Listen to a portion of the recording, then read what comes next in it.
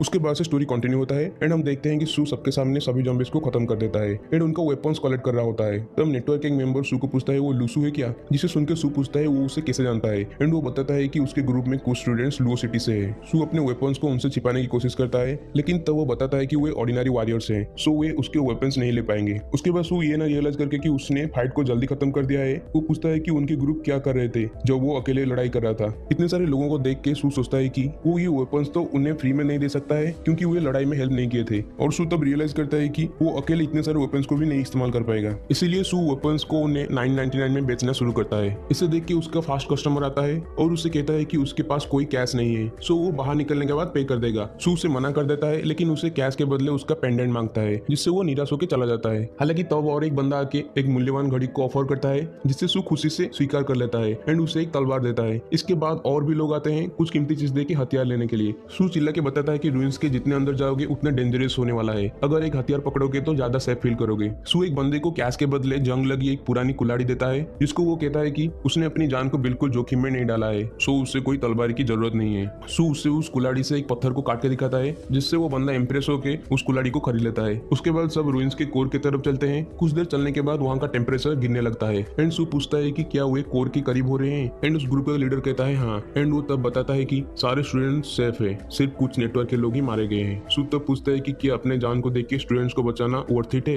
And उनका leader explain करता है कि अगर वो सोच रहा है कि क्या ये वर्थ इट है तो वो पहले ही हार चुका है। कुछ दूरी के बाद सब ब्रेक लेते हैं एंड तब सू देखता है कि नेटवर्क के लोग बहुत भूख में हैं। सू उन्हें अपना एप्पल्स देता है और बताता है कि ये एप्पल सभी के लिए काफी होगा एनर्जी रिस्टोर करने के लिए। फ्रूट को डिवाइड करके खाने के बाद वे आश्चर्य हो जाते हैं ये देख के कि उनका भूख थकान मिट गया है। तभी कुछ स्टूडेंट सू के पास आके कहते हैं कि उन्हें ये क्यों नहीं मिला, और सू उन्हें बताता है कि उसने उन लोगों को फ्रूट्स दिया है जिन्होंने अपने लाइफ को रिस्क में डाल के उन्हें प्रोटेक्ट किया है। हालांकि जब एक बंदा आके उसे एक मूल्यवान घड़ी के बदले फ्रूट्स मांगता है तब सू उसे आसानी से फ्रूट्स दे देता है। सभी स्टूडेंट सू के बारे में बात करते हैं कि वो कितना लालची है और वो केवल पैसे के लिए जीता है, जिससे सुन के सू कहता है कि वे कभी गरीब नहीं रहे होंगे। तभी बहुत सारे स्पिरिट्स दिखाई देने लगते हैं और सू नोटिस करता है कि ये लूसिया के स्पिरिट के जैसे सिमिलर है। सू का तलवार जिसका नाम है कॉप्स डॉग उन स्पिरिट से रिएक्ट करके बाहर निकलने का कोशिश करता है, लेकिन सू उसे बाहर निकलने को नहीं देता है क्योंकि वो इसे सबके सामने नहीं दिखाना चाहता है। तब स्पिरिट्स उन पे अटैक करने जा रहे होते हैं लेकिन तब वे सू को देख के वहां से डर के भाग जाते हैं। सू को तब पता चलता है कि कॉप्स डॉग उनका एनिमी है क्योंकि लूसिया के पिग ने भी सिमिलर रिएक्शन दिया था। उसके बाद वे सब रूइंस के कोर में पहुंचते हैं जहाँ पे उन्हें और भी स्टूडेंट्स मिलते हैं। वहाँ पे एक बंदा बताता है कि वे सब चाव के वजह से जिंदा है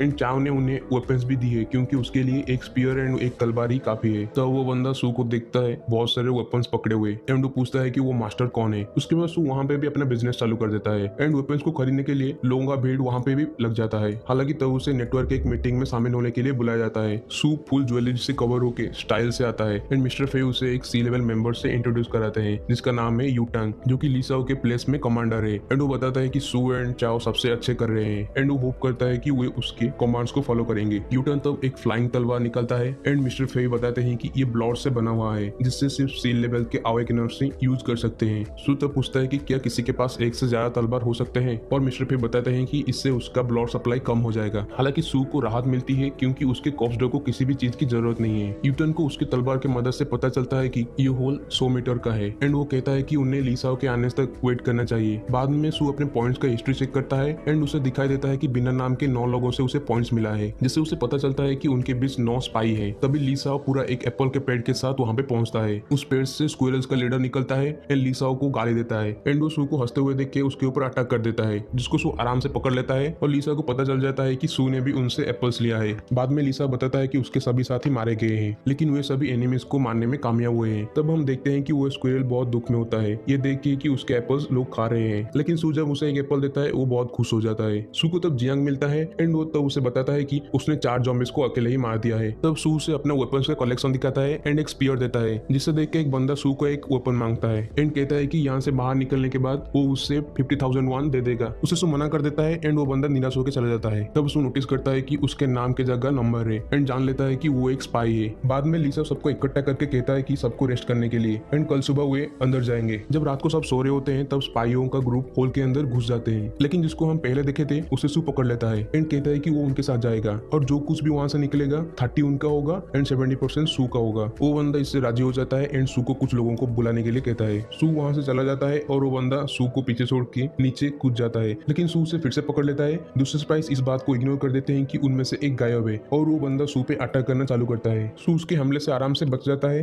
एंड जोर से चिल्ला चिल्ला के कहता है कि ये बंदा छिपके होल में घुस के फॉर्मेशन आई लेने का कोशिश कर रहा है। इसे सुन के सब उठ जाते हैं। तभी लिसा उस आदमी के ऊपर हमला कर देता है एंड बताता है कि वो एक स्पाई है। लिसा तब अपना प्लान बताता है कि हम लोग सब सो जाएंगे एंड वो स्पाइस पहले घुस जाएंगे एंड सभी लीड्स को वो लेंगे एंड हम आखिर में जाके उन्हें पकड़ लेंगे। इसे सुन के सब इंप्रेस हो जाते हैं, लेकिन सू तब कहता है कि उन्हें उस बंदे को इंटरोगेशन करने के लिए जिंदा रखना चाहिए था। लिसा तब कहता है सभी स्टूडेंट्स स्ट्रॉन्ग नहीं है, सो वे सब ऊपर रहेंगे एंड उनका प्रोटेक्शन यूटांग करेगा। यूटांग सभी को इकट्ठा करके बताता है कि उनका प्रायोरिटी है अपने जान को बचाना। वो और भी कहता है कि लिसा बहुत पावरफुल है और ऐसा टाइम आएगा जब वे उसको फॉलो नहीं कर पाएंगे, तो तभी उन्हें अपना ब्रेन का यूज करना होगा। बाद में लिसा सू के पास जाता है एंड कहता है कि ब्रदर तुम्हारे पास तो बहुत सारे घड़ियां हैं जिन्हें पहनकर तुम थक जाते होगे। एंड सू कहता है कि नहीं। वो फिर उसके गोल्डन चेन के ऊपर नजर डालता है और सू से फिर से मना कर देता है। तब लिसा सू को एक बिजनेस ऑफर देता है एंड बताता है कि बहुत जल्दी कई सारे रूइंस ओपन होने वाले हैं और सू ने जितनी कमाई यहाँ पे की है वो इससे कई ज्यादा वहाँ पे भी कर सकता है। सू एक स्टूडेंट है एंड उसे रूइंस के अंदर जाने नहीं दिया जाएगा, लेकिन लिसा उसे अंदर ले जा सकता है। ये बिजनेस में सू को 10% एंड लिसा को 90% मिलेगा। तब सू बताता है कि उससे अपने जान को जोखिम में डालना पड़ेगा, सो वो डील को 50-50 करने का कहता है। आखिर में लिसा सू के 50-50 ऑफर को एक्सेप्ट कर लेता है और बताता है कि अगर सू वीक निकलेगा तो वो डील को तभी कैंसिल कर देगा एंड सू को कुछ हाइड न करने के लिए कहता है। सू तब कहता है कि वो इतना लालची नहीं है। लिसा उसे एक गोल्ड चेन मांगता है न्यू पार्टनरशिप को सेलिब्रेट करने के लिए, लेकिन सू उसे मना कर देता है। बाद में लिसा सभी को एक मोटिवेशनल स्पीच देता है, लेकिन वो उस कोट को भूल जाता है। उसके बाद सब होल के अंदर घुसते हैं। सू तब देखता है कि वहां से लाइट निकल रहा है, लेकिन बाहर से नहीं दिखा दे रहा था। जब वो नीचे पहुंचते हैं तो वे देखते हैं कि बाकी स्पाइस खुद को मार डाले हैं, लेकिन सू तब सोचता है कि ये थोड़ा अजीब है। वे और आगे बढ़ते हैं एंड उन्हें एक छोटा सिटी मिलता है। तभी उनका गेट बंद हो जाता है एंड बहुत सारे स्पिरिट्स उन ग्रीन क्रिस्टल्स से निकल के उन पे अटैक करने के लिए आते हैं। लिसा तब अपने पावर से कुछ स्पिरिट्स को खत्म कर देता है। मिस्टर फे तब सबको कहते हैं कि स्पिरिट्स उतने स्ट्रॉन्ग नहीं है, सिर्फ उनका नंबर ज्यादा है। तब उनका फाइट शुरू हो जाता है, लेकिन जब सू उन स्पिरिट्स के पास लड़ाई करने के लिए जाता है वे उससे भागते हैं, जिससे सू इरिटेट होकर उन स्पिरिट्स पे हमला कर देता है और वो तब नोटिस करता है कि उसके कॉप्स डॉग स्पिरिट्स को ऑब्जर्व कर रहा है। तभी पहले के मरे हुए स्पाई का एक स्पिरिट दिखाई देता है एंड एक बंदे को मार देता है। तब सू सोचता है कि सभी स्पाई मिलकर एक रिचुअल किए हैं उनके लीडर को पावरफुल स्पिरिट में कन्वर्ट करने के लिए। लिसा इससे गुस्सा होकर अपने एक पावरफुल स्किल का इस्तेमाल करके सभी स्पिरिट्स को वहां से भगा देता है। तो उन्हें पता चलता है कि उस रिचुअल के सेंटर के आदमी का नाम है जिहाओ, जो कि लेवल डी का था, लेकिन वो अभी लेवल सी का बन चुका है। तभी कॉप्स डॉग सू को लेफ्ट में अटैक करने के लिए कहता है, जहां उसे कुछ नहीं दिखाई देता है, लेकिन वो अटैक करने के बाद सरप्राइज हो जाता है ये देख के कि जिहाओ वहां था। सब आश्चर्य हो जाते हैं। लिसा सू से जानना चाहता है कि उसने ये कैसे किया, लेकिन सू से बताता है कि वो ऐसे ही स्पीयर को घुमा रहा था। तभी कैसल का दरवाजा खुल जाता है एंड वहां से जॉम्बिस की आर्मी निकलते हैं। लिसा सबको कहता है कि वो जॉम्बी के लीडर से फाइट करेगा एंड उसका स्पीयर फॉर्मेशन आई हो सकता है। उसके बाद उनका लड़ाई शुरू हो जाता है एंड सू से फिर से जॉम्बिस भी डरने लगते हैं। सू तब सोचता है कि जॉम्बिस बाहर है तो कैसल खाली होगा एंड वो अंदर घुस जाता है कुछ कीमती चीज को ढूंढने के लिए। कॉप्स डॉग फिर से सू को बताता है कि जिहाओ पास में है। तब सू को लूसिया से नेगेटिव पॉइंट्स मिलते हैं, लेकिन वहां पे वॉइस मैसेज भी होता है। जब सू उस वॉइस मैसेज को सुन रहा होता है जिहाओ उस पे सरप्राइज अटैक कर देता है, लेकिन सू से पहले ही जान लिया होता है एंड कॉप्स डॉग को उससे ऑब्जर्व करने के लिए यूज करता है। इस दौरान बाहर लिसा एंड जॉम्बी के लीडर फाइट कर रहे होते हैं। लिसा तब जॉम्बी लीडर का स्पीयर पकड़ लेता है एंड छोड़ता नहीं है। तब हम देखते हैं कि सू सिटी सेंटर में घुसता है अंदर कुछ कीमती चीज पाने के लिए, जहाँ पे सू कुछ स्टेचूज को पाता है जो उससे अच्छे स्पीयर पकड़े हुए हैं। तभी सब स्टेचू हिलने लगते हैं एंड सू का कॉप्स डॉग बाहर निकलता है एंड सब स्टेचू डर के पीछे हट जाते हैं। सू उन स्टेचू से स्पीयर्स कलेक्ट करता है, लेकिन वो स्टेचू अपने स्पीयर को नहीं छोड़ता है। सू उससे कॉप्स डॉग से डरा के स्पीयर को ले लेता है। सू और भी अंदर जाता है जहाँ पे उसे कुछ लिखा हुआ मिलता है, जैसे जॉम्बी लीडर को पता चल जाता है कि अंदर कोई घुस गया है एंड वो अपने स्पीयर को छोड़ के सिटी सेंटर की तरफ भागता है। उसके पीछे पीछे लिसा भी आ जाता है और जॉम्बी के लीडर उन स्टेचू को उसे रोकने के लिए कहता है। उसके बाद हम देखते हैं कि सभी अपना हार मान लिए हैं एंड वो जॉम्बी लीडर सू को रोकने वाला होता है। तभी सू उस फॉर्मेशन आई को पकड़ लेता है, जिससे रूइंस गायब हो जाता है एंड वे सभी फाइनली बाहर आ जाते हैं। माउंटेन पे कोहरा भी गायब होने लगता है। उसके बाद सभी इंजर्ड लोगों का ट्रीटमेंट किया जाता है और जो भी आइटम सब लाए हैं उससे उन्हें नेटवर्क को देना पड़ता है। जियांग तब घबराते हुए सू को ढूंढ रहा होता है क्योंकि सू कहीं भी नहीं मिल रहा है, लेकिन तभी सू 5 बड़े स्पीयर के साथ वहां पे पहुंचता है। ये सब खत्म होने के बाद सू अपने घर की तरफ जा रहा होता है एंड उसे लूसियायू एक पेड़ पे बैठी हुई मिलती है, जो उस पे बहुत गुस्सा होती है। घर पे सू लूसियायू के बॉडीगार्ड को एक ब्लैक पॉल्स खाने के लिए देता है, जिससे उसका ताकत और भी बढ़ जाता है एंड सू को पता चलता है कि वो गोल्डन सेल एक स्टोरेज की तरह है, जहाँ पे उन जॉम्बीज का पूरा सिटी है। इस दौरान कहीं और यूजिन एंड टिंग डिस्कस कर रहे होते हैं रूइंस में किया हुआ है एंड फाइनली डिसाइड करते हैं कि सील को एक स्पाई ने चुरा लिया है। टिंग तब कहता है कि हेवन एंड अर्थ में वार होने वाला है, जो कि बहुत बड़ा बदलाव लाएगा एंड इसके साथ ही spare me great lord season 1 खत्म होता है।